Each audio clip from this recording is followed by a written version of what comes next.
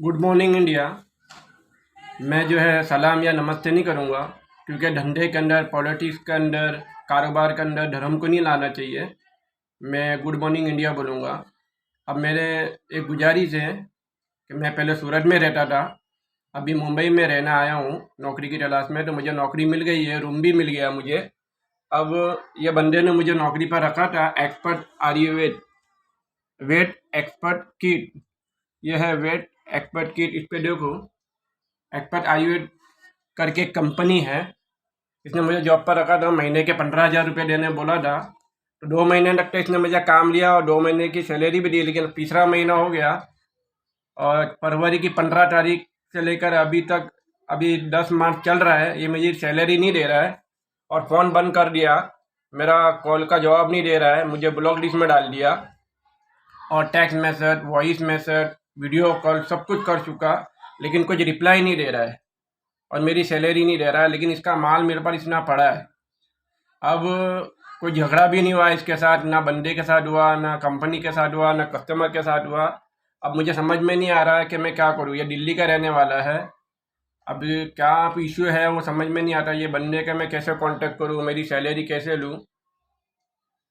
तो आप लोग मुझे ज़रा कमेंट करके बताएं भाई कि मैं क्या करूँ। ऐसे तो मुझे सबने बहुत कहा कि तुम पुलिस स्टेशन चले जाओ, तुम ये दवाई बेच डालो, तुम दिल्ली चले जाओ। अब आप लोग बताओ कि पुलिस स्टेशन जाऊंगा तो मेरे पास कोई प्रूफ नहीं है, कोई ऐसा एग्रीमेंट नहीं है कि ये बंदे का मैं नौकरी करता था, या कोई मेरे पास ऐसा कोई प्रूफ ही नहीं है। अगर पुलिस स्टेशन में तो सब प्रोसेसिंग होगी और सब प्रूफ देना पड़ेगा, भाई कब करोगे, क्या एग्रीमेंट है, क्या आपका, वो सब है नहीं। अपने पुलिस स्टेशन जाके करूँ क्या? दिल्ली में नहीं जा सकता, क्योंकि दिल्ली के अंदर ये कहाँ पर रहता है, कहाँ इसकी दुकान है, कहाँ इसकी ऑफिस है, मुझे मालूम नहीं। और तीसरा के बोले कि ये बेच डालो। अब बेचू कैसे, कौन लेगा? ये दवाई है आयुर्वेदिक, वेट लॉस करने की, यानी पेट कम करने की, वजन जिसका बढ़ जाता है, पेट बड़े बड़े हो जाते हैं, वजन कम करने की दवाई है। अब मेरे भाइयों बताओ कि मैं क्या करूं? अब ये परेशानी में मैं मुब्तला हूं। अगर आपके पास कोई सॉल्यूशन हो तो मेहरबानी करके बताएं, आपकी मेहरबानी होगी कि मेरी सैलरी तो कम से कम आ जाए और ये दवाई यहाँ से इसका कुछ निकाल हो जाए।